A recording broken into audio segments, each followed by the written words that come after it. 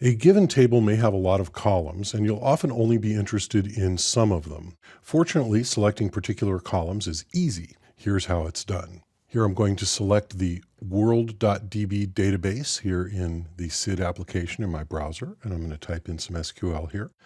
Select all the columns from the country table, and I'm going to order it by code.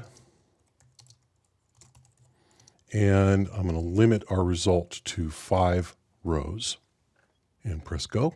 And there we have 5 rows of data, and you see they're ordered by code, and it includes all of the columns from the country table. The asterisk is in the place where you list the columns you want returned in the query. The asterisk is simply a wildcard that means all of the columns. You can select particular columns from the table by listing them in the select statement in place of the asterisk, like this. I'll select name, code, region, and population. And you see that my list is separated by commas, and there's no comma at the end of the list. And when I press go, now I get those same rows, and I just get the columns that I've listed there in the select statement. If you'd like to return different names in your column headers, you may do so with the as clause after the column name, like this. I can say name as country, and I can say code as ISO, because this is the ISO 3166 3-letter country code that we're returning there. And I can say population as pop, because population is a big word, and I maybe just want something short there.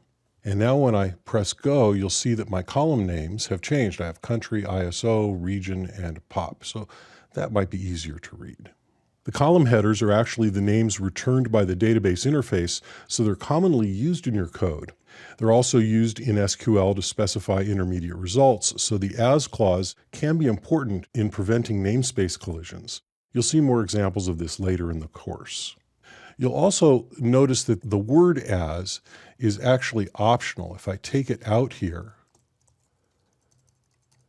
you see that it still works the same, and you'll often see code like this without the word as. I like to include the word as because it makes it more clear. This can sometimes be hard to read, and you're not really sure if that's a typo. There's supposed to be a comma there, and it's another column name or something like that. So I like to include the word as, like that.